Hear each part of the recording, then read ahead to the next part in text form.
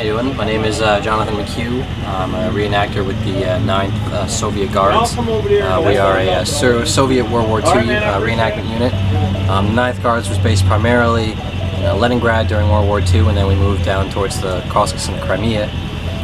So here we have a bunch of equipment and weapons to show. I'm just going to start with this table here.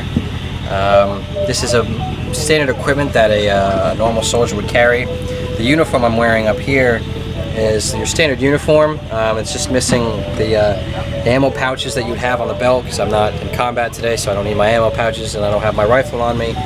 But here I have my tunic, my pants. There's two different styles of shoes that they'd wear. Standard combat boot with leg dressing, or this is what's called a trench boot. These are weatherproof and waterproof, and they can go pretty much anywhere in these things. Actually, the scratches are on the shoes here are from barbed wire, and they last a very long time. And the tunic's also weatherproof. You know, we have the Guards badge up here. It signals that I'm a member of a Guards unit. And this is actually a major wound badge. The yellow means major, red ribbon would mean a minor wound badge. And we'll get more into medals and ribbons further down the table.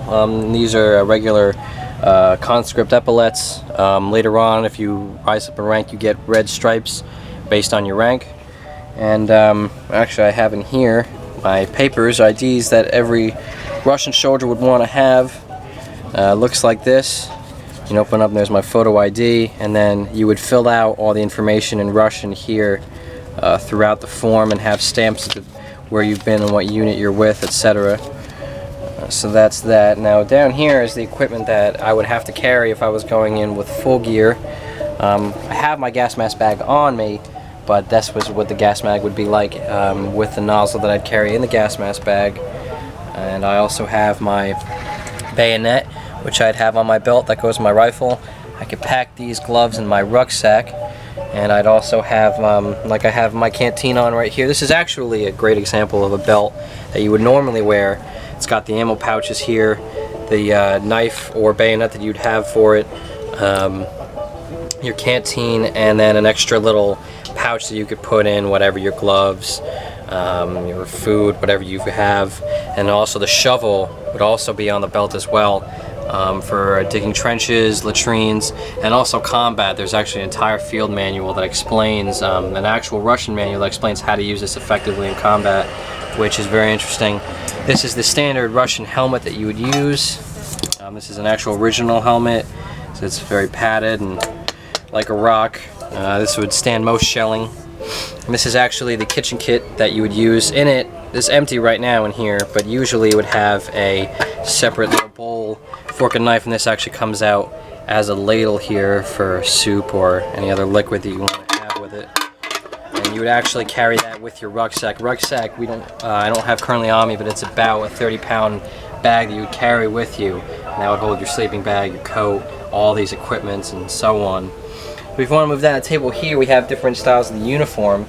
This is actually just one style. This is actually the post-1943 style. There's other styles, and actually for different weather arrangements. Here we have a padded winter coat that you could use as a uniform. You could have the epaulets on here and your badges and things, and then being able to put that with your belt and the rest of your gear. This would keep you warm in about, I'd say, about 0-degree temperatures. This is probably what you'd be using. In sub-0 degree temperatures, you would be using the foreskin coat, which I would put over this uniform. And that's just a full wool coat that you would have, and it would keep you warm. You could sleep in it. It's that big to stand sub-0 temperatures, which are pretty frequent, especially in Russian winter.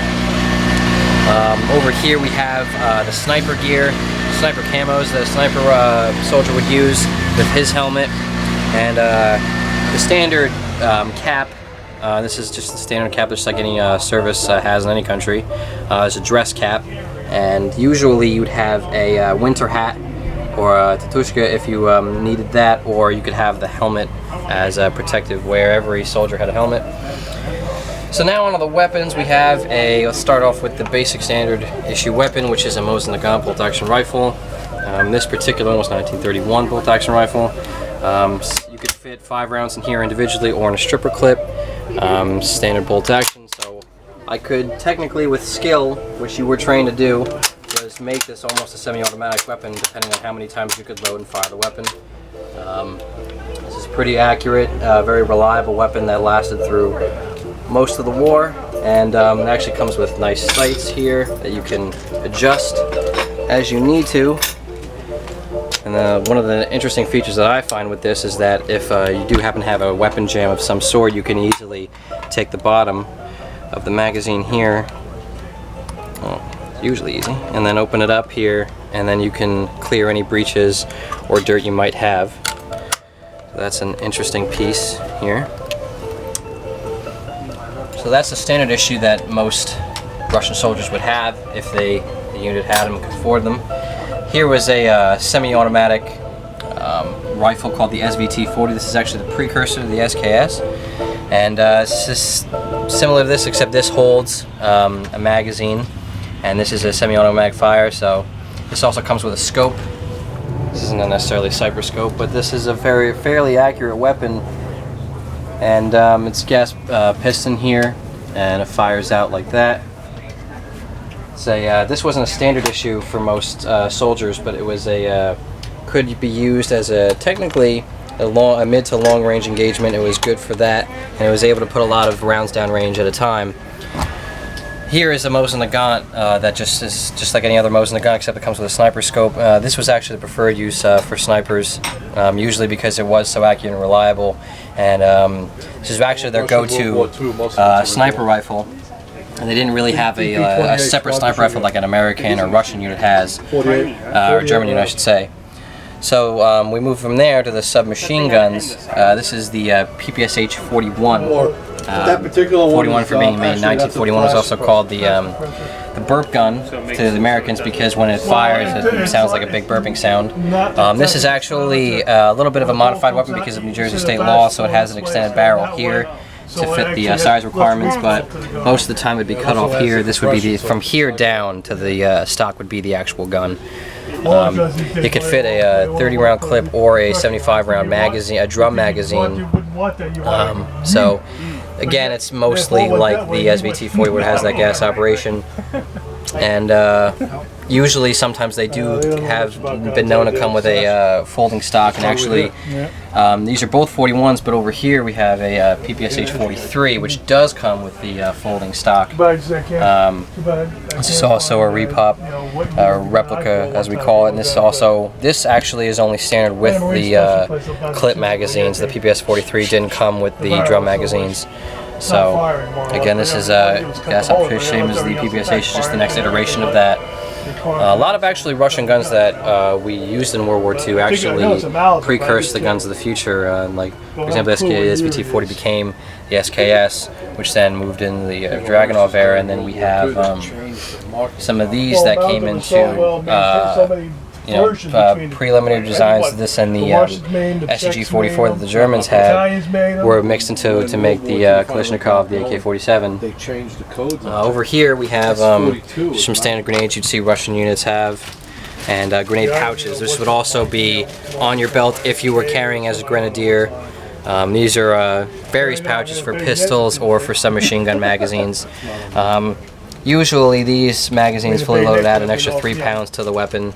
So if you can imagine, you're carrying about a couple 100 pounds of gear when you're on the move, plus your weapon, plus the magazines. If you've got a magazine of 3, that's 3 pounds each. It's 9 pounds, plus everything else is a lot of weight. So you essentially had to be in good physical fitness to carry everything you needed for your fight. There wasn't a lot of convoying as much as there was in Americans, so basically whatever the Russian owned he had to carry all the time, 24/7. So this is the equipment that a Russian soldier would normally have. This is a nice lantern. Here it's gas operated. You just light the match just like any other lantern. Here is all the medals that were given out during World War II era. Since I'm the 9th Soviet Guards, a lot of the medals that were here are things that we were involved in. Defense of Leningrad campaign medal, defense of the Kursk campaign medal, Königsberg, Budapest, and obviously everyone got the capture of Berlin medal for the end of the war. And other medals here are just standard ones that you could be given or receive for exemplary duty. Guards badge, like I said before, is the one that every guardsman gets. The Order of the Red Star is the highest honor that a Russian soldier can receive, comparable to the Medal of Honor for Americans. You have the Order of the Patriotic War, and you have different campaign medals for different regions of Russia, defense of Moscow, Stalingrad, for combat service, things like that. Here, different, for different various actions you can achieve as a soldier. So here we have some surrender pamphlets for Germans. Russians would give these out to the Germans and airdrop them on German soldiers, and it basically describes in German to not die with Hitler and to peacefully surrender to the Russian soldiers. And down here, according to Order 55 that Stalin gave out, it was to not shoot any German soldiers that did surrender. So we did actually get them to try and surrender. Obviously a chessboard for fun and games, and these are some examples of Russian currency that we have here. So over here we have some maps and other various equipment that usually an officer would be carrying most of these things. An officer or a commissar would be carrying binoculars, and this is the binocular case it would come in. You'd also have, various commodities and things. These are maps. These are actually reproduced maps that were from the war that were reprinted in 1980 of actual areas in Russia. And these are the kind of newspapers they'd have. They didn't really get updated that much. They'd have to just try and get this from the field a lot of times, and various things here. A lot of times when you had Russian money, you'd carry it in something like this because you didn't have a wallet or anything like that. So when we open this up, we'll see. Let's get this open. A lot of money in here. Again, these are examples of Russian money. There's a difference between regular Russian money and then Russian wartime has pictures of soldiers. It's very different than the rubles you're used to. So we have different manuals and things. We also have some photos from different Russian units in the fight.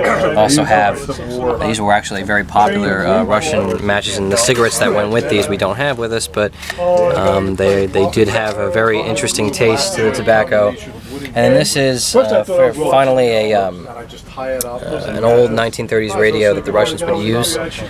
So this is usually, only officers would have these, and they were very rare to come by during wartime. But it was nice to have some entertainment. This is also how you get your news from the front. And then we have this scout or recon case that either an officer or a scout would have, and this comes with your writing utensils. You'd have a notepad back here where you could write your orders and reports and maps. It's actually a map carrier with a compass. If you open it up, you can see here there's actually a map here, and this is a great piece that we have.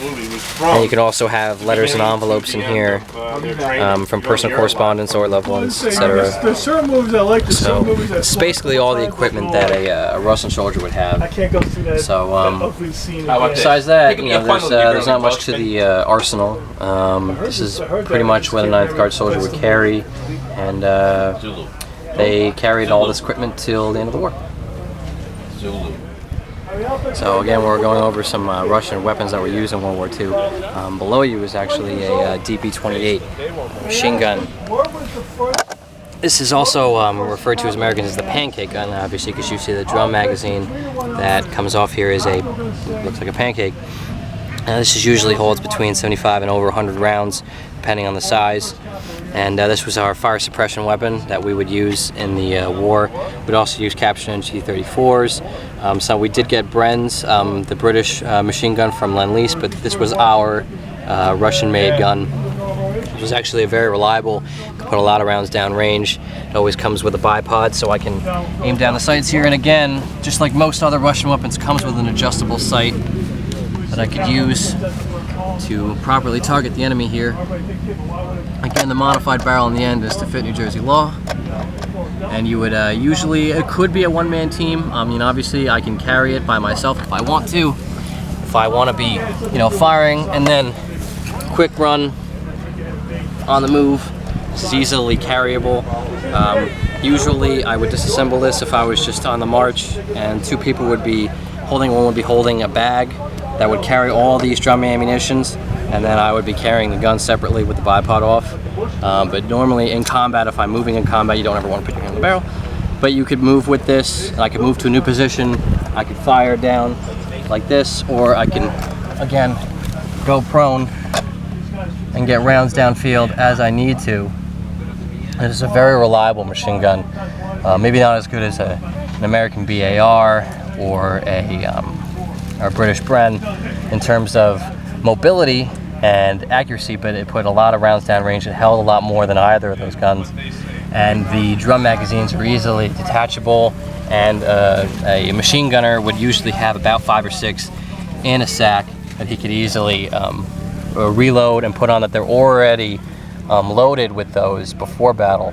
So just snap another one on and continue fighting.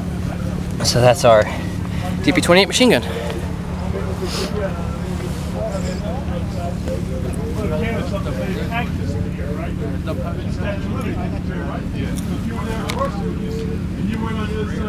Yeah, you're still there.